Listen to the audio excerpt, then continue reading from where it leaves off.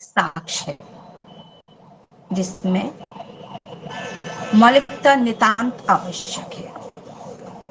मौलिकता चित्र में तभी आती है जब हम अपने आसपास को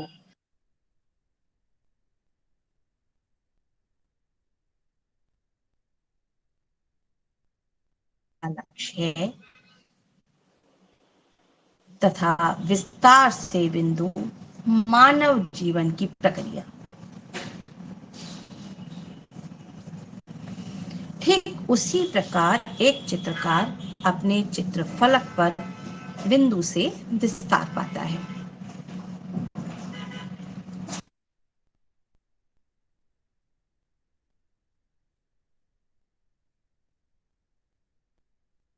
स्वतंत्रता पाता है या स्वतंत्र होता है।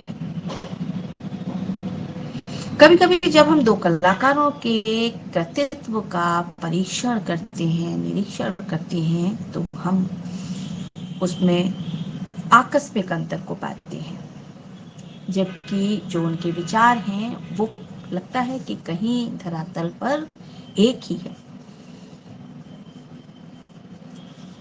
आज तकनीकी प्रयोग की कोई सीमा न होने के कारण कला के नवीन आयामों को किसी विशेष बात या परिभाषा में सीमित स्वीकारोक्ति कोई अकस्मात नहीं होती।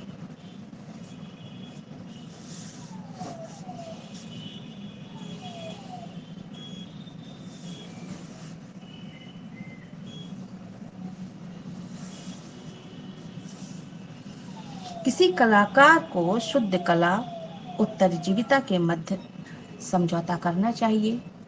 कितना करना चाहिए भी या नहीं करना चाहिए, ये पीड़ादायी प्रश्न हमारे समकालीन समय ने पैदा किए हैं।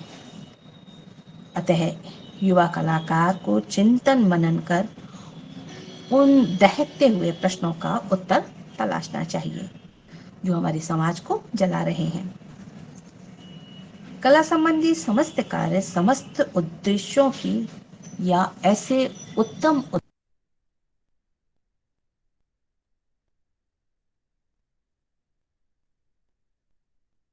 प्रक्रिया में योगदान अवश्य ही देना चाहिए तथा वे कृतियां जो प्रतीकात्मक ढंग से तैयार की जाती हैं उनमें कुछ न कुछ प्रत्यात्मक और बौद्धिक शक्तियों का योगदान अवश्य ही होना चाहिए।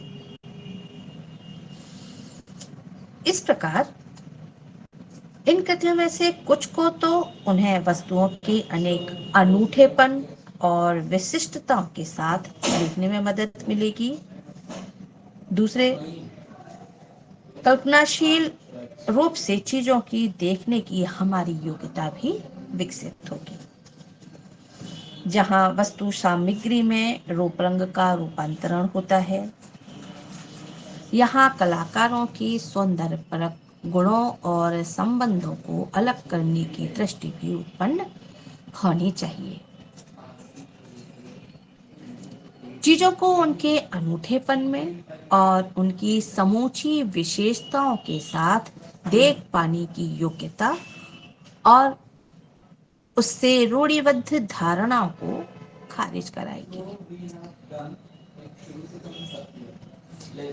सच्ची कलाकार में रुचि रखने वाला व्यक्ति केवल मूर्तिकारी अथवा पेंटिंग बनाए, ऐसी कोई आवश्यक नियम नहीं है। कला की सेवा किसी उत्तम लक्ष्य को ध्यान में रखकर की जा सकती है, फिर चाहे वो पोस्टर, भित्ति चित्र, पुस्तकों के जो है रेखांकन, आभूषण डिजाइनिंग, खिलौने, खेल सामग्री के अतिरिक्त वास्तुशिल्पीय सज्जाओं में भी अपना भौतिक योगदान दे सकता है। युवा कलाकार कृति के सकारात्मक और नकारात्मक पहलुओं पर विचार करने के लिए लगातार उस पर प्रयोग करते रहें और आशावादी हमेशा बने रहें। जीवन के सुंदर पक्ष के प्रति अधिक भरोसेमंद और निश्चिंत रहें। इसी कर्म साधना के द्वारा उनकी शैली में मार्क मेकिंग होगी अथवा जो उनकी पहचान बनाएगी। कैनवस में विषय को सौंदर्यपूर्ण ढंग से अपनी पहचान के साथ आकर्षक रूप में पेंटिंग्स जो है निर्मित कर सकेंगे। जटिल अमूर्त अवधारणाओं के साथ प्रयोग करते समय गत्यात्मक अन्योन्य क्रियात्मक भाव उत्पन्न कर सकेंगे, या डिफरेंट डिफरेंट जो भाव हैं, डिफरेंट डिफरेंट स्टाइल्स हैं, उससे जो प्रभाव पैदा होती हैं वो निकल करके हमारे सामने आएंगे। इस उपक्रम में कलाकार जटिल टेक्नोलॉजी, सैटेलाइट, कंप्यूटर आदि को प्रयुक्त करते हैं, किंतु इससे जो इमेज दर्शकों के समक्ष आती है वह उनके मन मस्तिष्क पर एक अभूतपूर्व प्रभाव उत्पन्न करती है। इसमें भी सुबोधगम्यता एक शर्त है उन कलाकारों के लिए जो कि इंस्टॉलेशन का कार्य या वीडियो आर्ट में कार्य करना चाहते हैं। जो युवा कलाकार ग्राफिक आर्ट में कार्य कर रहे हैं वह मूल रूप से संरचनात्मक समस्याओं पर जो है ध्यान दें। संगठन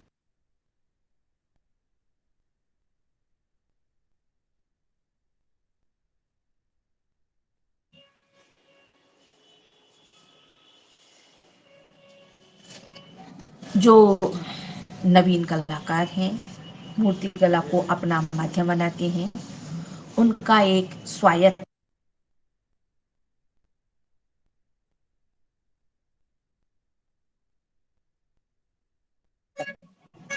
क्योंकि इस माध्यम में किसी व्यक्ति विशेष के व्यक्तित्व को यथार्थ रूप में सामने लाने का जो उपक्रम होता है वो सबसे अधिक आवश्यक होता है।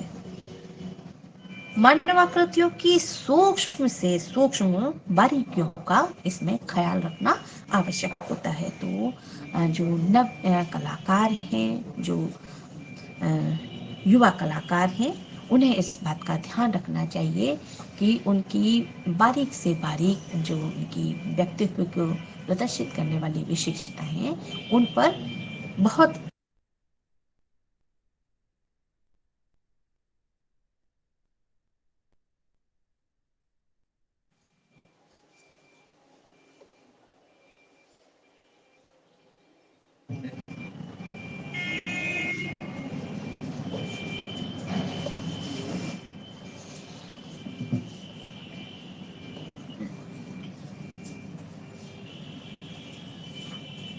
इसके लिए उस व्यक्ति के जीवन और कृतित्व के संबंध में ईमानदारी से अध्ययन करें, उसके बारे में पढ़ें और समझें। मेहनत करने के उपरांत ही इस क्षेत्र में युवा कलाकारों की जो है पहचान संभव हो सकती है। जो कलाकार विचलित हुए बिना मूर्ति गढ़ने का कार्य पूरी निष्ठा और ईमानदारी के साथ करते हैं तभी उनकी इस क्षेत्र में पहचान बन पाती है। जो कलाकार धातु की मूर्तियों में रुचि रखते हैं उनके लिए आवश्यक है कि वे तकनीकी रूप से उस विषय में दक्षता हासिल करें। श्रेष्ठ कलाकारों के निर्देशन में कार्य अनुभव भी प्राप्त करें, उनके निर्देशन में कार्य करें, उनको कार्य करते हुए देखें। जो वरिष्ठ कलाकार हैं उनसे उस चीज की बारीकियों को सीखें, उसके पश्चात ही मूर्तिकारी के कार्य में अपना योगदान दें।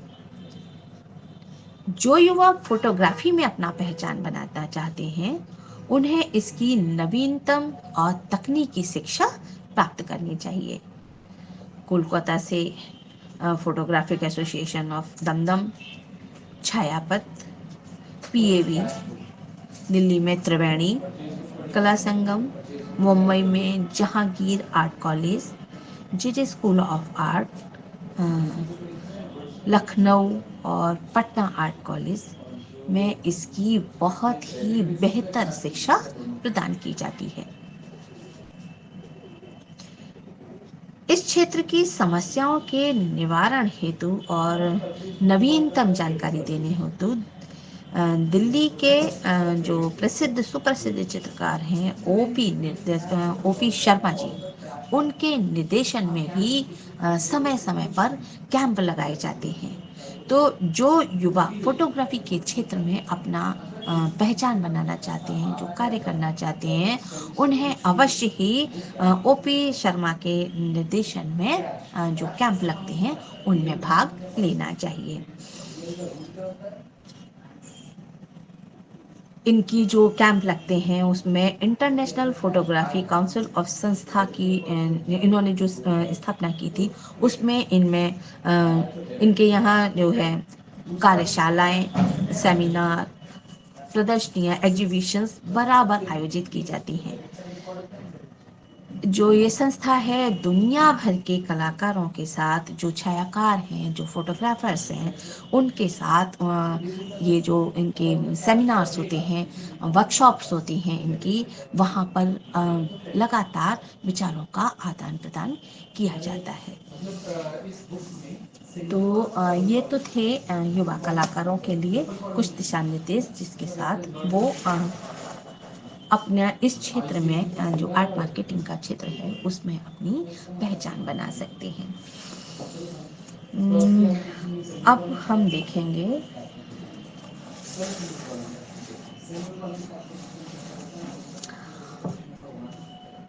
मुंबई के जो कंटेम्प्रेरी प्रिंट मेकर्स हैं और जो उनकी टेक्निक्स हैं उनके विषय में चर्चा करेंगे।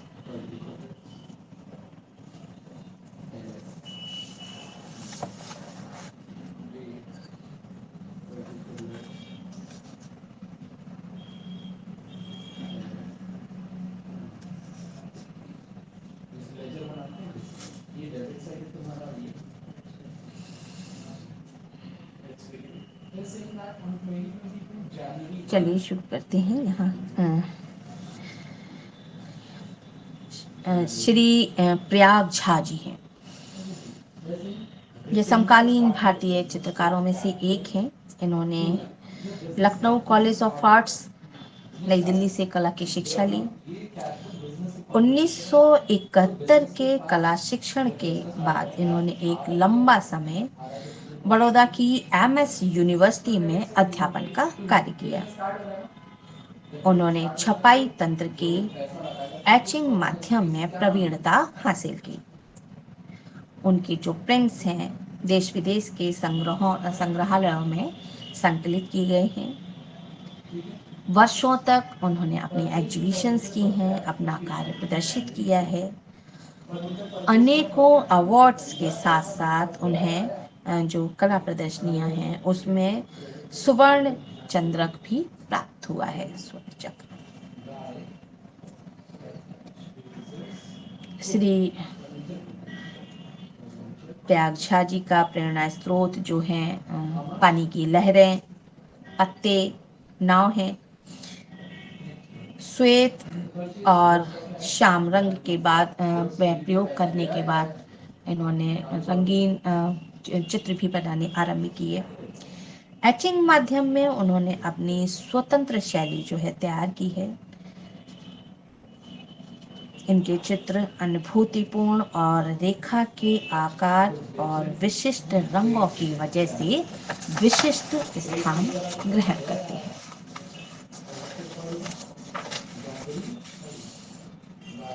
नेक्स्ट जो आर्टिस्ट हैं वो हैं नितिन निकम। श्री नितिन निकम का कला शिक्षण प्रशिक्षण sir J school of arts में हुआ। बचपन महाराष्ट्र के दुर्गम प्रदेश में बिताया।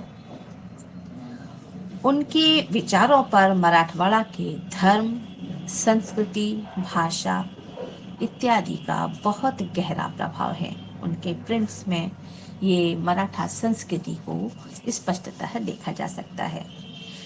एचिंग के माध्यम में कौशल हासिल करने के बाद एचिंग और ड्राई पॉइंट्स के तंत्र के जरिए उत्कृष्ट परिणाम आपने हासिल किए हैं। नैसर्गिक रंगों में आपने अपनी चित्राकृतियां तैयार करी हैं। नेक्स्ट आर्टिस्ट हैं श्री रमेश चौधरी जी। जलगांव जिले में आपका जन्म हुआ। कला की शिक्षा पूना और मुंबई में हुई। संस्कृत तंत्र और मंत्र के विचारों का प्रभाव जो है उनके चित्रों में झलकता है। तांत्रिक संकेत, धार्मिक चिन्ह उन्होंने अपनी पेंटिंग्स में स्थान स्थान पर इस्तेमाल किए हैं, प्रयोग किए हैं। हिंदू धर्म में कमल का जो है विशिष्ट स्थान है। देवी लक्ष्मी उस पर विराजती हैं। आपने कमल और कमल के पत्तों का जो है डिफरेंट डिफरेंट तरीके से उसको विषय बनाया है और अपने चित्रों में उसको स्थान दिया है। नेक्स्ट आर्टिस्ट जो है अनंत निकम। औरंगाबाद और मुंबई में कला शिक्षण प्राप्त करने के बाद लगभग 32 वर्षों से वो जेजे स्कूल ऑफ आर्ट्स में अध्यापन का कार्य कर रहे हैं। मराठवाड़ा के आंबेजोगाई शहर में उनका जन्म हुआ था। प्राथमिक शिक्षा भी उन्होंने वहीं से प्राप्त की। एचिंग और स्क्रीन पेंटिंग्स इनमें आप बहुत ही कुशल हैं। अमूर्त शैली में भी आपने प्रिंट्स तैयार किए हैं। स्क्रीन प्रिंट के रंग गौस तंत्र की अनुभूति से आपने कराए हैं। आप सौंदर्यपूर्ण दृश्य चित्रों के लिए जाने जाते हैं और देश विदेश में आपकी इन्हीं चित्रों के लिए पहचान है। श्री शेखर कांडे जी। जेजे स्कूल ऑफ आर्ट्स में आपने शिक्षा ली, लेकिन आपने जो है स्वतंत्र कलाकार के रूप में अपनी पहचान बनाई। पूना, मुंबई और मराठी संस्कृति के जो विषय हैं उनको अपना विषय बनाया पेंटिंग्स का। कांडे जी ने अपने चित्रों में पीले, लाल, हरे जैसे मूल रंगों का प्रयोग किया है।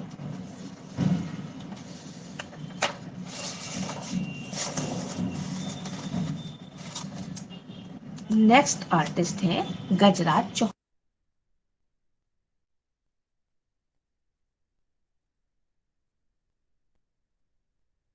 करने वाले गजराज चौहान जी ने कला शिक्षण जो है पूना और जेजे स्कूल ऑफ आर्ट से ही पूरा किया।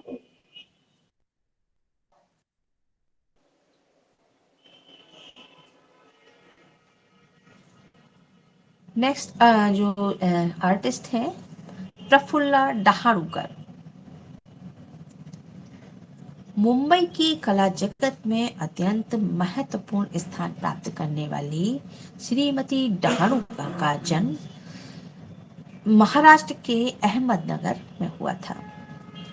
आपने कला की शिक्षा जो है जेजे स्कूल ऑफ आर्ट से प्राप्त करने के बाद मुंबई को ही अपनी कर्मस्थली बनाया। अपने तेल और छापा चित्रों का अमूर्त शैली में जो है अभिव्यक्त किया है। उनकी कलाकृतियां छित्तीस की अनुभूति और विश्व की अमर्याद विषयों को दर्शाती हैं। सपाट धरातल एवं टेक्सचर का विशेष प्रयोग कलाकृति के सौंदर्य को आपकी पेंटिंग्स में अभिव्यक्त करता है।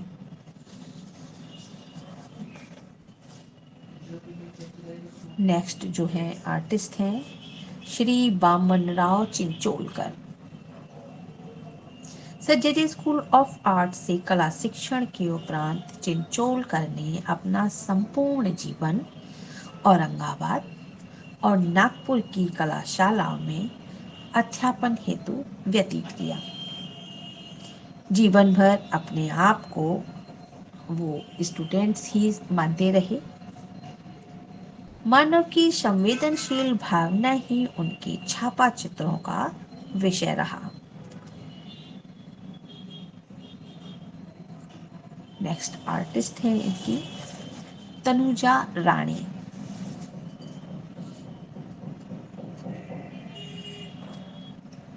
आपको यांत्रिक वस्तुओं से बचपन से ही बहुत प्यार था।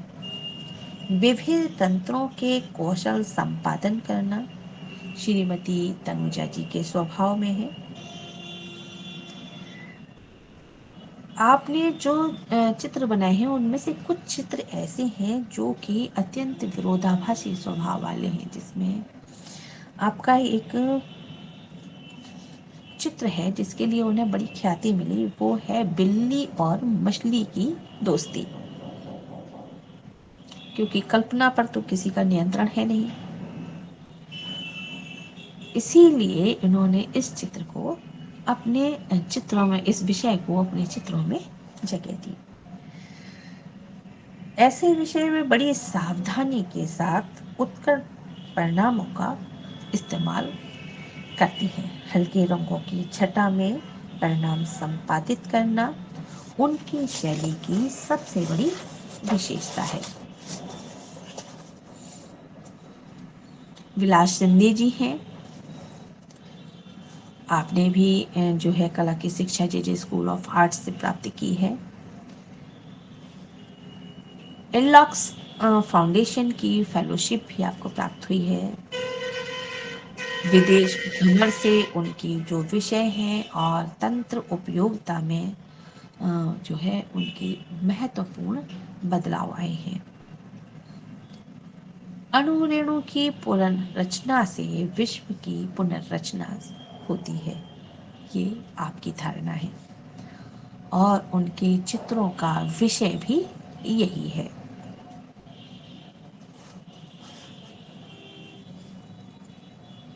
प्रिंट मेकिंग के एक बड़े जो है चित्रकार हैं श्री पाल कोली। आपकी शिक्षा भी जे स्कूल ऑफ आर्ट से प्राप्त हुई, आपने प्राप्त की। फिर वहीं पर आपने अध्यापन का कार्य आरंभ किया। श्रीपाल कोली जो स्टूडेंट थे उसी अवस्था में श्री शंकर पलशीकर के विचारधारा से बहुत अधिक प्रभावित हुए। श्री बसंत पर्व के बाद उन्होंने छाया चित्रण विभाग के प्रमुख का पदभार संभाला। अध्यापन के साथ साथ उन्होंने छपाई तंत्र में भी अनेक प्रयोग किए। आपने विस्कोसिटी के माध्यम का अत्यंत प्रभावशाली प्रयोग किया है। अमूर्त शैली के उनके चित्रों को रंगों की पारदर्शक और उत्कृष्ट संयोजन ने विशेष सौंदर्य जो है प्रदान किया है। महाराष्ट्र में छापाकला के प्रसार का श्रेय श्री पाल कोली को ही जाता है।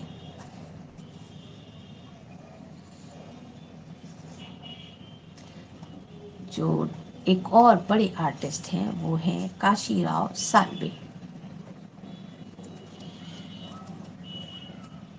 आप श्री शंकर पालसीकर के शिष्य हैं और पालकोली जी के मित्र हैं, परम मित्र नहीं परम मित्र हैं। पालसीकर की कला ही नहीं बल्कि रहन सहन का प्रभाव भी उनकी संवेद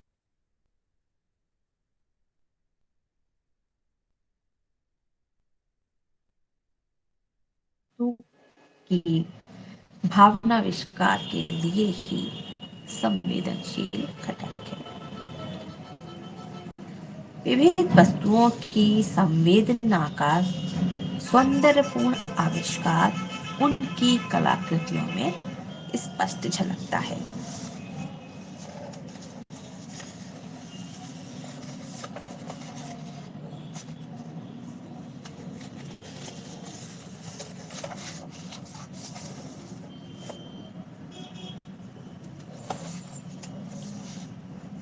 अब देखेंगे मुंबई के छापा चित्रों के विविध आयाम क्या हैं।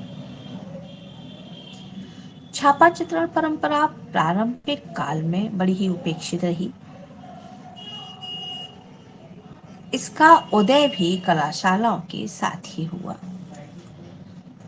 प्रारंभिक काल में वुडकट तथा रवि वर्मा के लिए किए गए लिथोग्राफ इतने मर्यादित क्षेत्र में थे,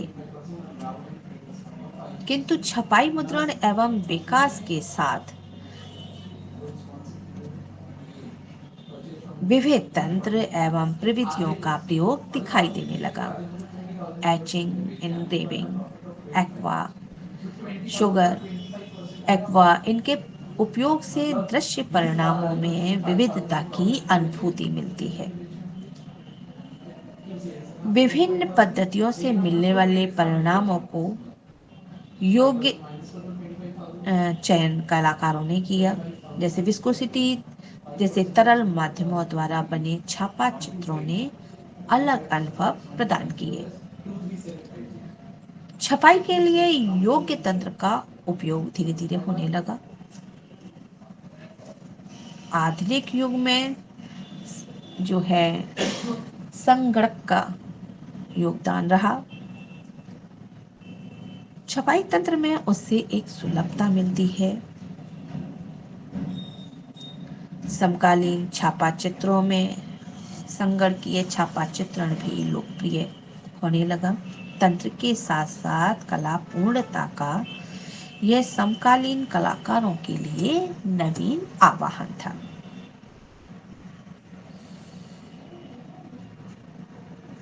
अब देखिए मुंबई में कहां कहां इनके प्रमुख केंद्र हैं। छापा चित्र कलाकारों की अभिव्यक्ति का एक माध्यम, तंत्र तथा उसका साधन है। इस आधार पर छापा चित्रकारों को अन्य कलाकारों के साथ हम अलग नहीं कर सकते, किंतु साधन की अपनी अपनी मर्यादा है और उसका सौंदर्य स्थल विकसित किए हुए हैं। इसी कारण छापा चित्रों को हम जो है थोड़ा सा अलग करके यहाँ पर देखेंगे। Sir JJ school of art सदियों से कला का महत्वपूर्ण केंद्र रहा है। विद्यार्थी और कलाकारों ने अनेक स्थानों पर अपनी कला प्रस्तुति प्रस्तुत की है। मुंबई के कलाकारों ने अन्य कला केंद्रों का उपयोग किया है, किंतु अपना मध्यवर्ती स्थान मुंबई को ही माना है। चाहे वो दुनिया भर के किसी भी कोने में अपना कार्य करते हों, लेकिन उन्होंने अपनी कर्मस्थली मुंबई को ही बनाया है। जैसे भारत भवन में वहाँ की यंत्र सामग्री के जो उपयोग है उसके काम तो किया है, लेकिन अपनी अनुभव कुशलता एवं आत्मविवेक मुंबई के साथ ही प्रस्तावित रखा है। संयुक्त महाराष्ट्र के निर्माण के बाद विभिन्न जिलों में कलाशालाओं की स्थापना हुई। यहाँ का अभ्यासक्रम जेजे स्कूल ऑफ आर्ट की कला शिक्षा प्रणाली पर आधारित है। इसलिए जेजे जैसी छापा चित्रण अध्यापन की व्यवस्था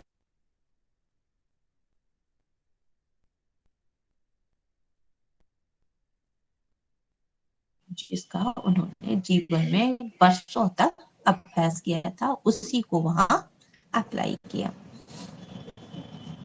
इसके उपरांत मुंबई के छापा चित्रों का प्रभाव उन पर स्पष्ट दिखाई देता है।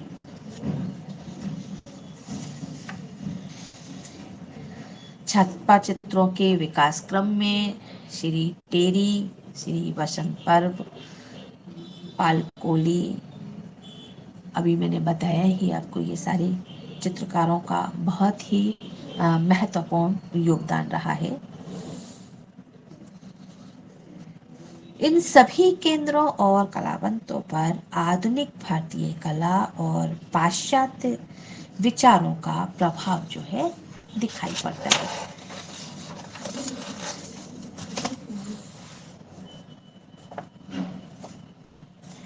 अब देखते हैं इसके तकनीकी स्वरूप को। छापा चित्र और पुनर्सजन करने की अनेक पद्धतियां हैं। इनको मुख्यतः हम 4 भागों में बांट सकते हैं। पहला है रिलीफ। इस तरीके में छपाई वाला हिस्सा उभार दिया जाता है और उन पर लगी स्याही से छापा चित्रों की छाप मिलती है। इस तरीके के उदाहरण में वुड कट हैं, वुड इंग्रेविंग्स हैं, लिनो कट हैं, लाइन ब्लॉक्स हैं, हाफ टोन ब्लॉक्स का समावेश होता है। इंटाग्लियो। इस तकनीक में प्रिंटेड धातु की प्लेट से कार्य किया जाता है, जिसमें रिसावों या खाली जगह में जो खाली रिक्त स्थान होते हैं उसमें स्याही भर दी जाती है, जिनसे उसका प्रिंट लिया जाता है।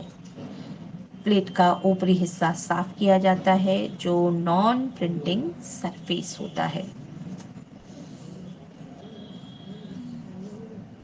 प्लेनोग्राफिक या समतल।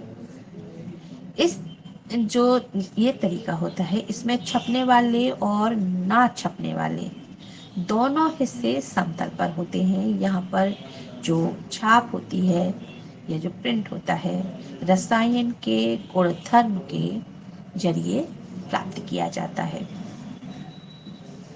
नेक्स्ट है स्क्रीन प्रिंटिंग।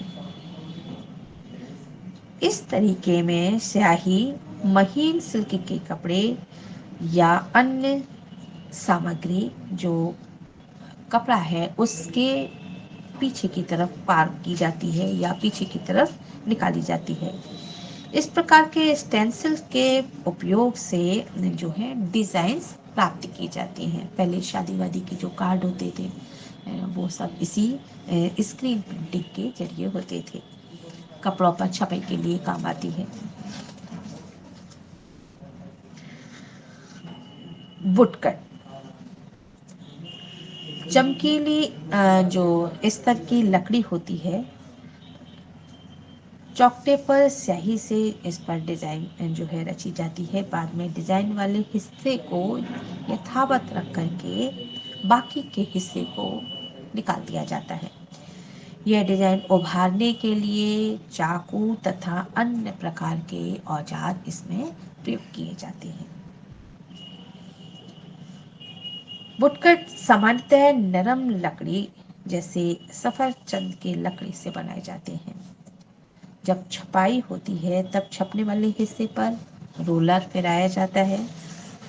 बाद में उस पर कागज रख करके या उसके बाद कागज रख के उसके ऊपर प्रेशर दे करके दबाव के द्वारा प्रिंट लिया जाता है, जो ज्यादातर सफेद धरातल पर काली रेखाओं के रूप में होती है। अगर हम कलर प्रिंट लेते हैं तो उसके ब्लॉक अलग अलग होते हैं, जिन पर बार बार कागज रख के अलग अलग प्रिंट लिया जाता है। वुड इंडेगिंग। इस तरीके में वुडकट में जो फर्क है वो है सिर्फ तकनीक का। इसमें सख्त लकड़ी का जो ब्लॉक लिया जाता है, औजारों से डिजाइन उभारी जाती हैं। ब्लॉक को बाएं हाथ से रेती के द्वारा कस के पकड़ा जाता है और दाएं हाथ से औजार का प्रयोग करके डिजाइन जो है उसके ऊपर रची जाती है।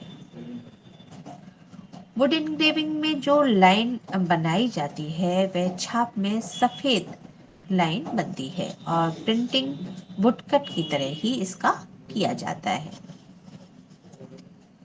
लिनो, ये तो सबसे ज़्यादा लोकप्रिय शैली है। इस प्रकार के चाकू तथा इस प्रकार की जो प्रिंट है उसमें चाकू तथा औजारों से, जो इसके औजार होते हैं उससे इसको खुरच करके हम लोग प्रिंट बनाते हैं इसके अंदर। और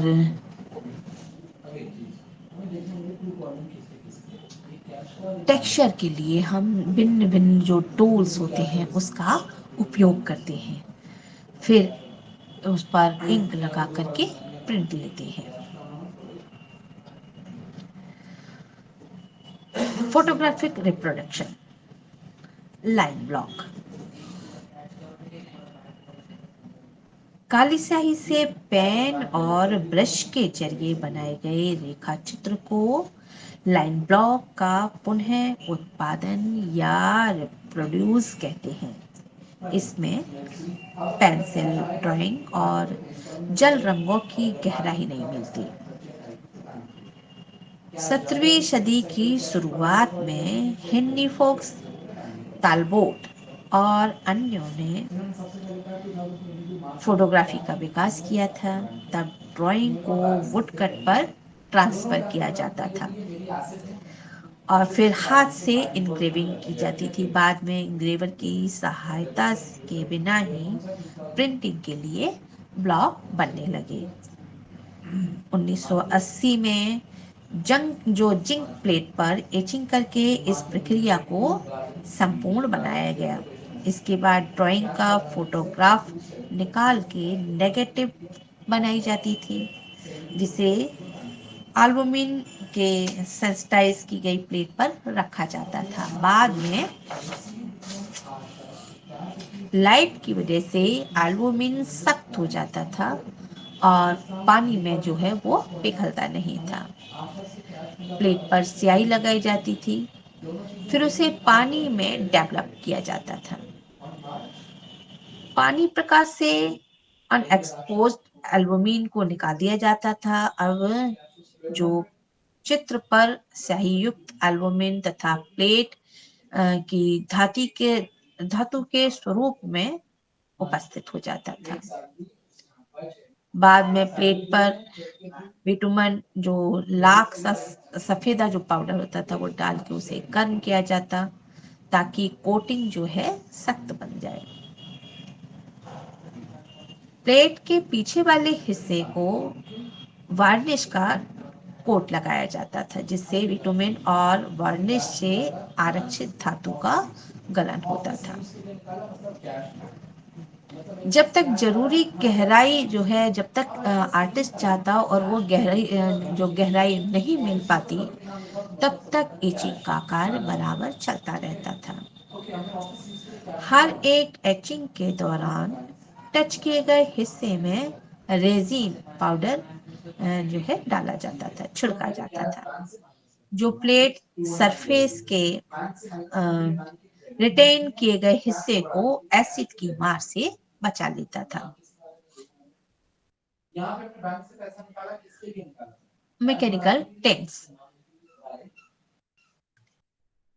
एचिंग के पहले जिंक प्लेट पर टेंस या वनडे मिलियम बिछाया जाता है। विटामिन बर्निंग के स्टेज के बाद टिश्यू या टिंट स्क्रीन प्लेट पर रख करके रोलर के जरिए उसको प्रेस किया जाता है। प्लेट के जो हिस्से पर टिंट नहीं आता है उस पर गम अरेबिक का सॉल्यूशन लगाया जाता है। टिंट लगने के बाद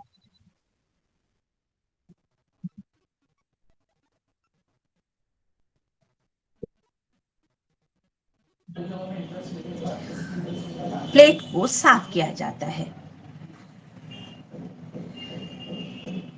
तब गम अरेबिक पिघल जाता है और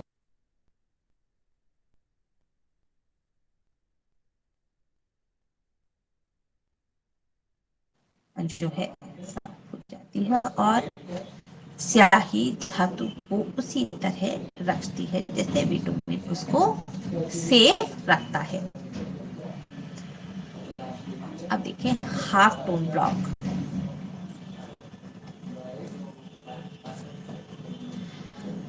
पेंटिंग जो सरफेस से चाहे तो समतल हो या रिलीफ प्रिंटिंग से अलग अलग टोन उभारना मुश्किल होता है।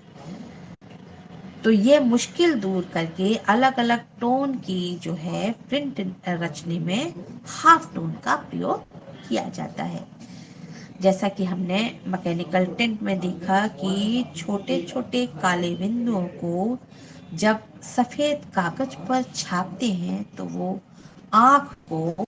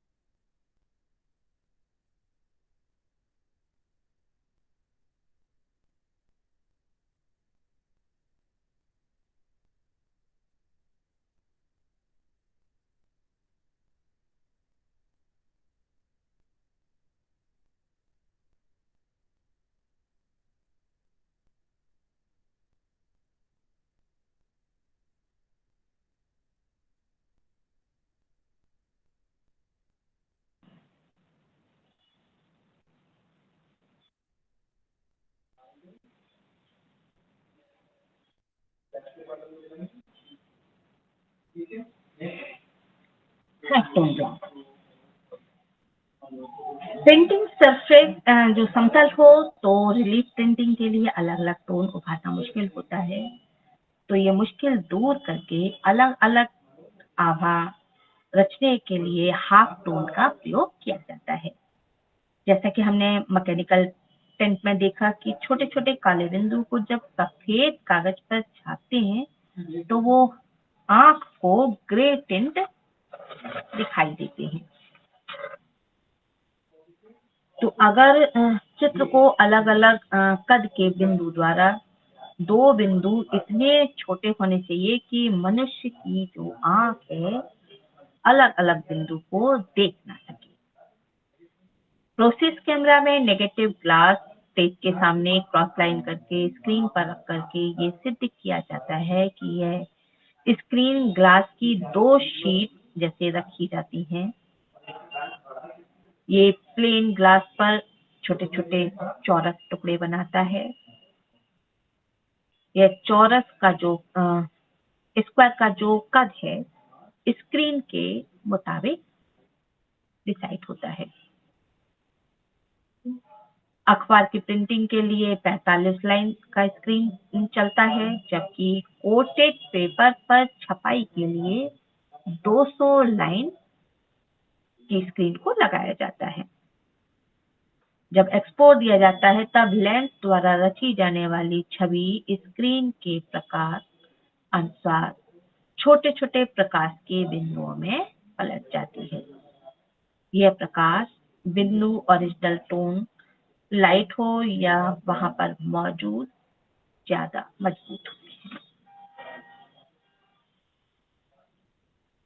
स्क्रीन नेगेटिव से थोड़ा अंतर पर रखे जाने की वजह से बिंदु सेंसिटिव सरफेस तक पहुंचने से पहले ही थोड़े से बिखर जाते हैं, ब्लर हो जाते हैं, जिसकी वजह से जो लाइन टूटी हो ऐसा हमें इफेक्ट देती है।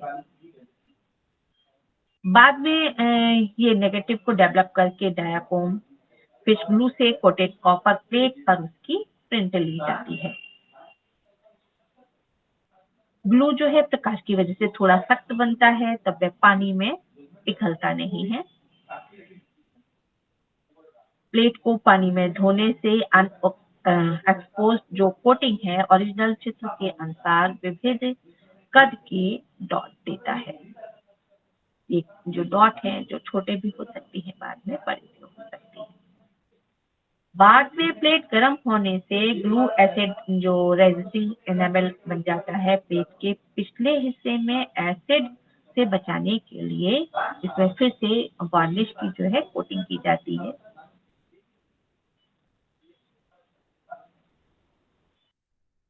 जो आयरन परफ्लोराइड में नाइट्रिक एसिड की तुलना में एचिंग जो धीरे धीरे किया जाता है, यह प्रक्रिया ऑटोमेटिक नहीं और सबसे गहरे टोन की जरूरत एचिंग को हो जाए तो उस वार्निश के साथ उसको बंद कर दिया जाता है।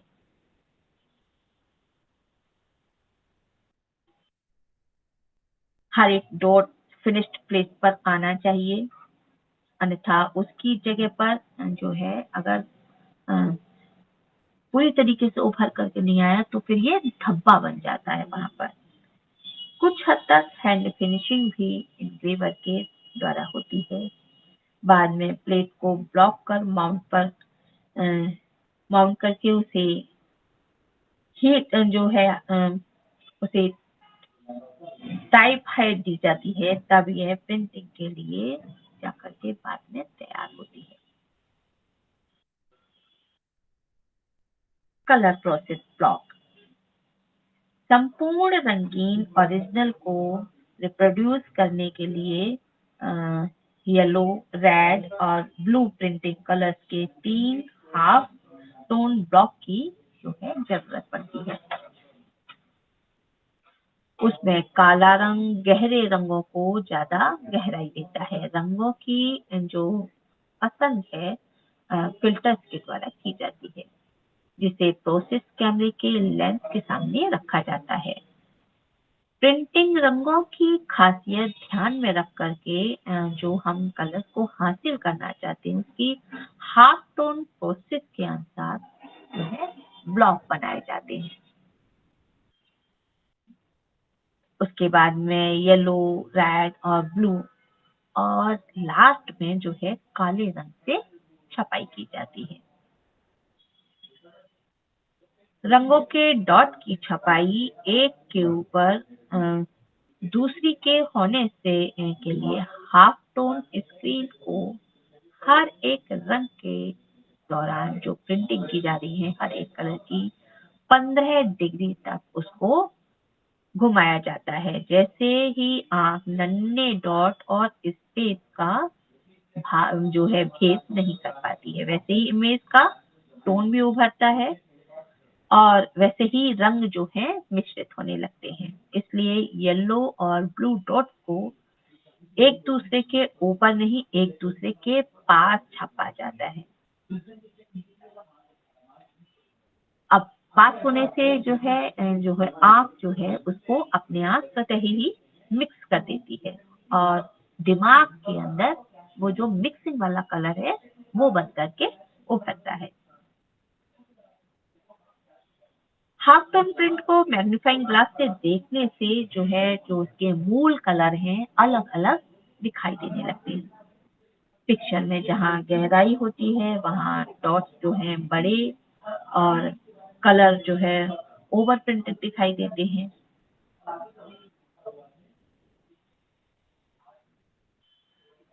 अब देखते हैं इलेक्ट्रॉनिक इनग्रेविंग ब्लॉक क्या है। प्लास्टिक और मेटल प्लेट पर लाइन और हाफ टोन प्रोड्यूस करने वाले उपकरण पिछले सालों में जो है संपूर्ण बने हैं। जर्मनी के पल्क्लोग्राफ, अमेरिका के फेयरचाइल्ड स्क्रीन इंग्रेवर और स्विट्जरलैंड के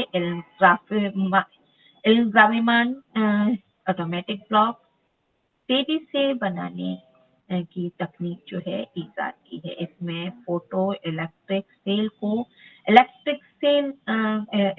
इम्पल्स में बदल के उसे प्लेट इनग्रेविंग के लिए ट्रांसफर किया जाता है। ये प्लेट प्लास्टिक मटेरियल की बनी होती है और परंपरागत धातु की प्लेट की तुलना में जो है खड़ी की जा सकती है या खड़ी रह सकती है। इंटाग्लियो प्रिंटिंग इसके जो प्रमुख उदाहरण है line engraving, line etching, soft down etching, ट्राइपोइन, स्टीपल और क्रेयॉन पद्धति, aquatint, sugar coated aquatint, mezzotint और फोटोग्राफियो है।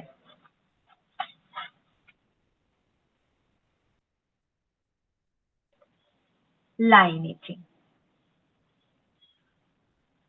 शायद ये सबसे ज्यादा जो प्रयोग हो रहा है, जो टेक्निक प्रयोग हो रही है, उसमें इंटाग्लियो की पद्धति है।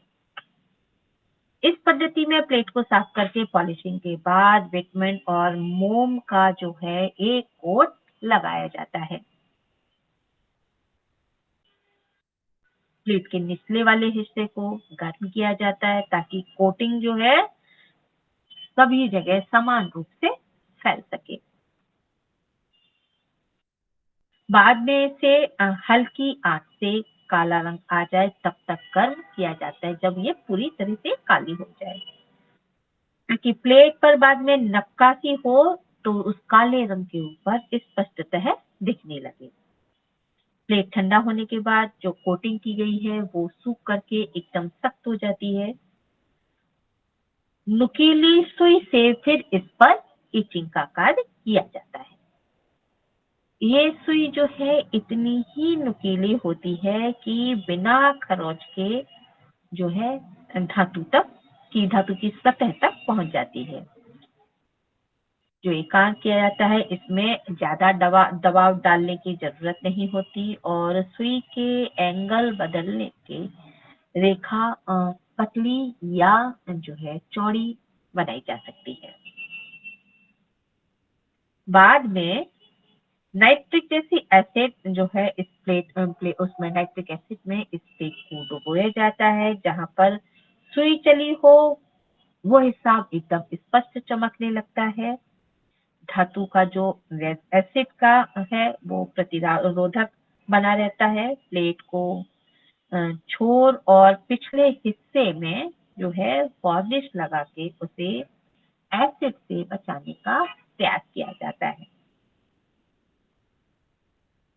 जो फर्स्ट एच के बाद जो मोटी रेखाएं बनाने के लिए दूसरा एच इस तरह के सब को जोड़ी गई जो खींची रेखा खींची ना जाए, इचिंग का सिलसिला जारी रहता है। प्रथम एच का समय एसिड की जो असर है उस पर आधारित रहता है, जो आधा मिनट से लेकर के कई मिनटों तक का हो सकता है।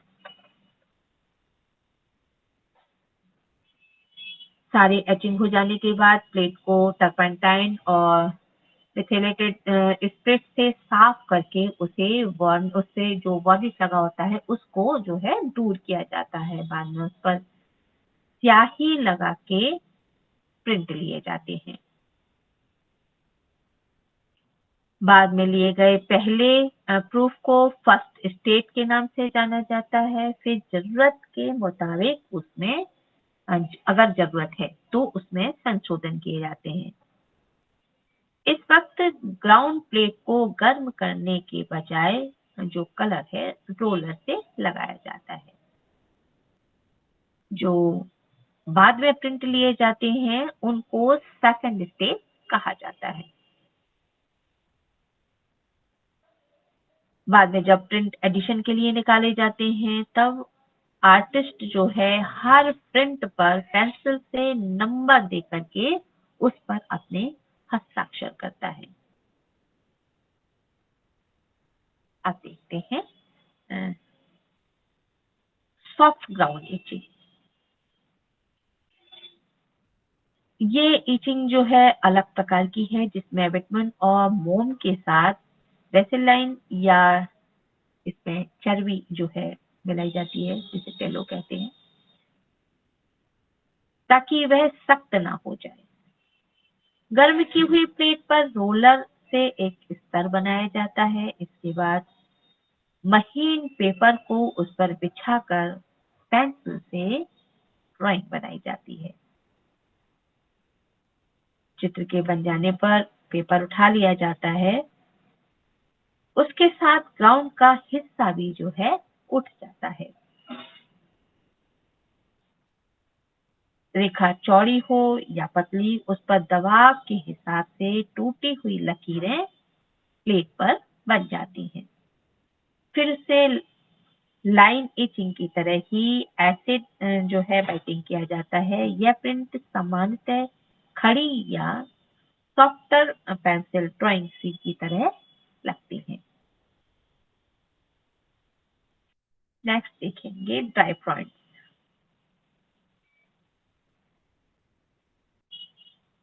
इस पद्धति का उपयोग इचिंग के साथ किया जाता है, किंतु यह सिर्फ प्लेट की परत पर ही होती है। इस सरल पद्धति में पॉलिश्ड प्लेट पर ही स्केचिंग करके इसे बनाया जाता है। इसमें ग्राउंड बनाने की कोई जरूरत नहीं होती है।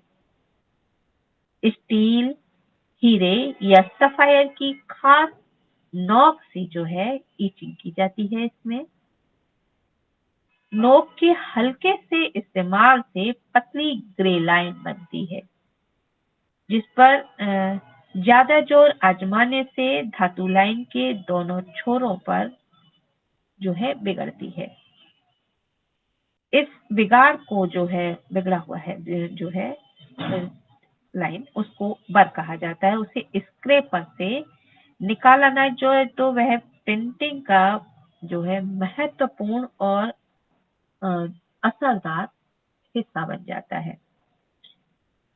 जब प्लेट पर स्याही लगाई जाती है तब पर में ज्यादा स्याही रह जाती है, जिसकी वजह से लाइन को सॉफ्ट बेवल्टी लुक मिलता है।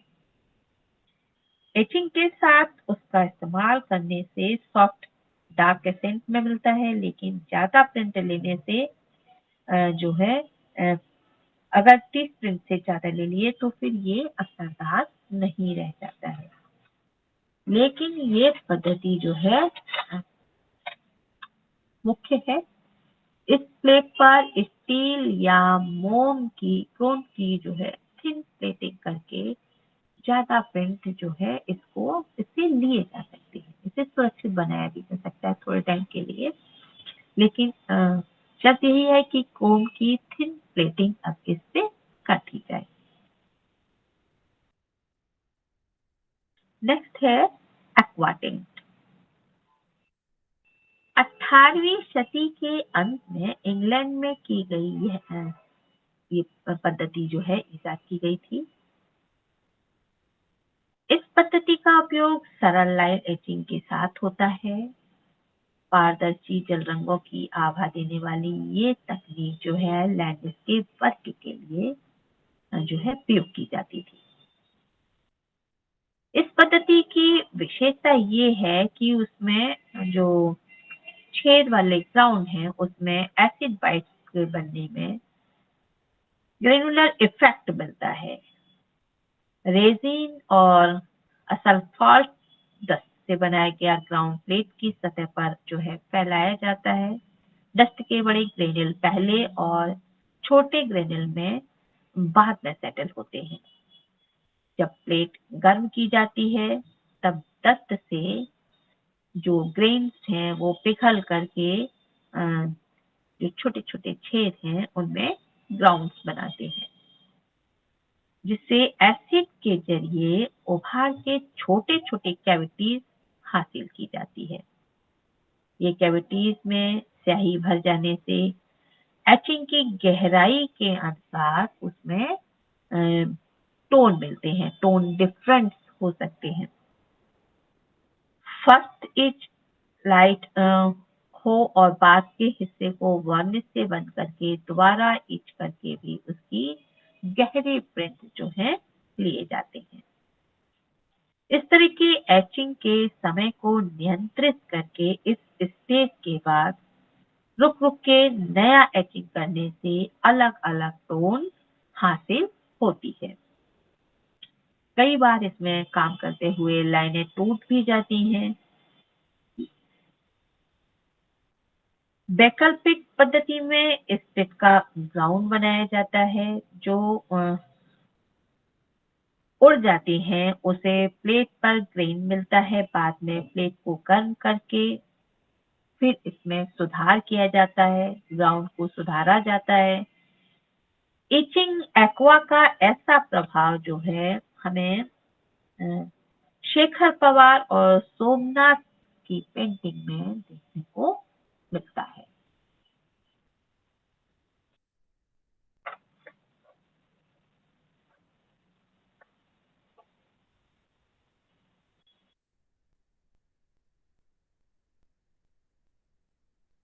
Sugar ground एक्वाटेंट।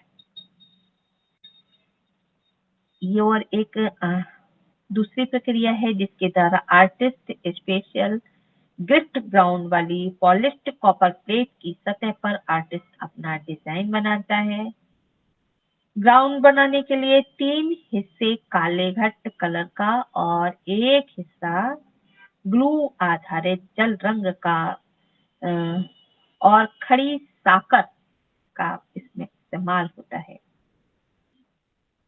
जब यह ग्राउंड सूख जाता है तब इसके ऊपर पतली जो है वार्निश की एक कोट चढ़ाई जाती है, एक परत लगाई जाती है।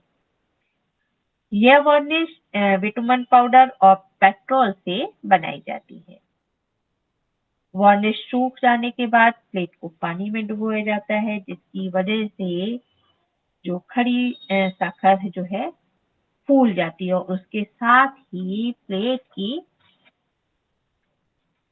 धातु से जो वार्निश है ऊपर की तरफ उड़ जाता है। लेकिन सिर्फ डिजाइन यहाँ बनाई गई है, वो हिस्सा डिजाइन में ही होता है। डिजाइन प्लेट की धातु के स्वरूप में होती है, बाकी हिस्सा वार्निश से ढक दिया जाता है। सामान्यतः एक्वाटिंट ग्राउंड समग्र प्लेट पर तैयार किया जाता है और बाद में इचिंग का कार्य होता है। एक्वाटिंट ग्राउंड का जो वार्निश एरिया पर जो लगाई गई है उस पर वार्निश एरिया पर कोई प्रभाव नहीं होता, सिर्फ प्लेट पर आर्टिस्ट के द्वारा बनाए गए चित्र को ही वह एच करता है। श्री नितिन निकम के जो चित्र हैं उसमें ऐसा प्रभाव हमें देखने को मिलता है।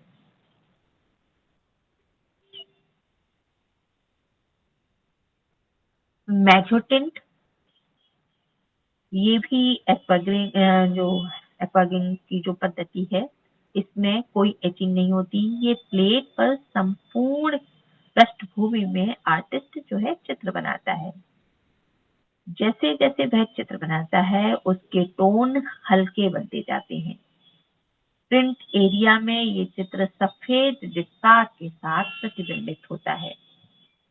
ये पद्धति काफी जटिल प्रक्रिया है। इसमें प्लेट के नन्हे नन्हे छिद्रों को बंद करने के लिए कई बार प्लेट को कवर किया जाता है ताकि स्याही लगने के बाद प्रिंट सघन काले रंग में मिले।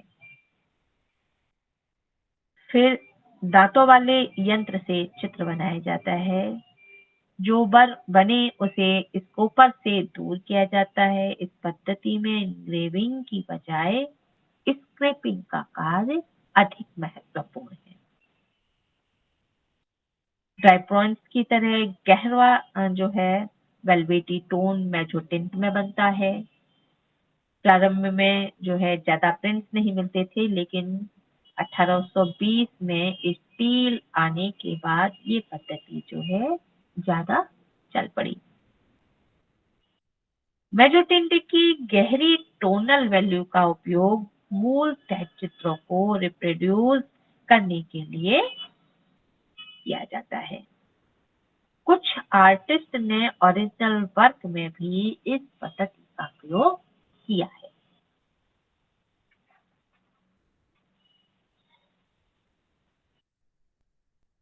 फोटोग्राफ्योर, यह फोटोग्राफिक इंग्रेविंग की इंटैग्लियो पद्धति है। इस पद्धति में फोटोग्राफ और नेगेटिव का ओरिजिनल के तौर पर प्रयोग होता है।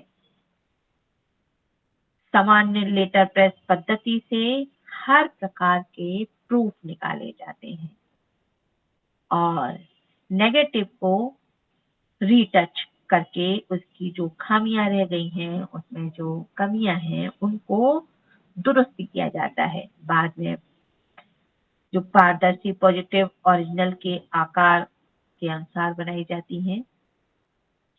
पॉजिटिव को ग्लास के टेबल पर रख करके कार्बन की सहायता से प्लेट पर छापी जाती हैं।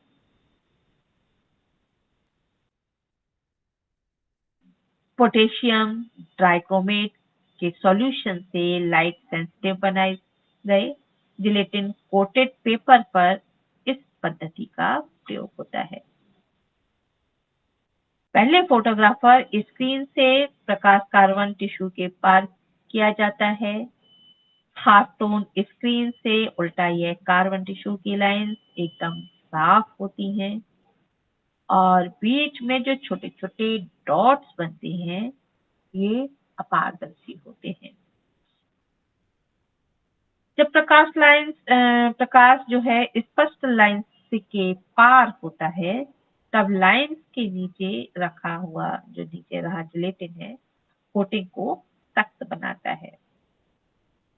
फोटोग्रेब्योर स्क्रीन का उपयोग दृश्य हेतु से नहीं होता जिसलिए उसे कैमरा भी रखा जाता नहीं।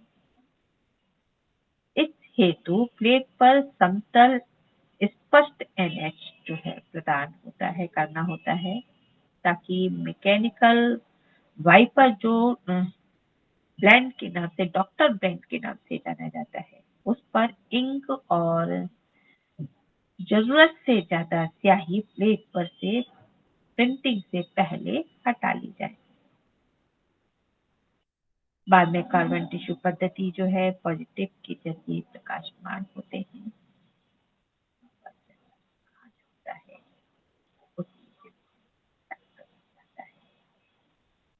इसी क्रम में जो है ज्यादा कम होता है। इसके बाद कार्बन टिश्यू पानी कार्बन प्लेट पर ट्रांसफर किया जाता है। जिलेटिन कोटिंग तब सतह पर लगी रहती है जब तक गर्म पानी से फैलती है। इस तरह और इस तरह के दोनों के अनुसार अलग अलग सतह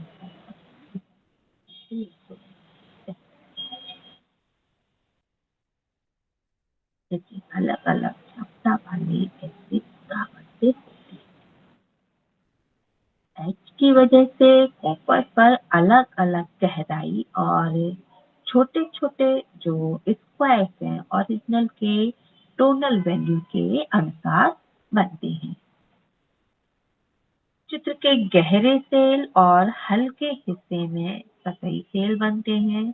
ये सेल जो है आंखों से दिखाई नहीं देती क्योंकि उनका आकार बहुत छोटा होता है।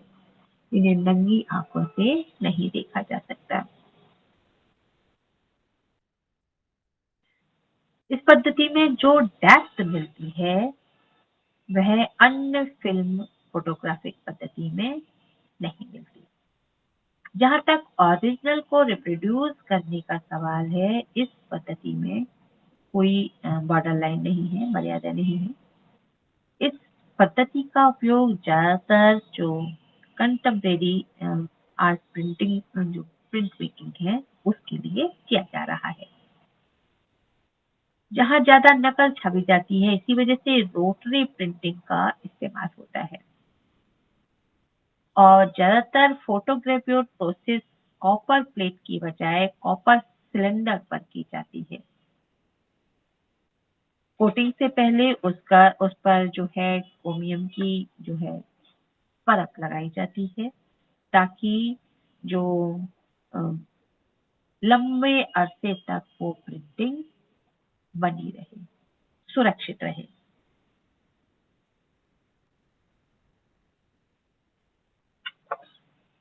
आज का लेक्चर यही खत्म करते हैं। नेक्स्ट हम जो है क्लास में फिर से मिलेंगे। Good evening. Thank you, ma'am. Thank you, ma'am. Good night, ma'am.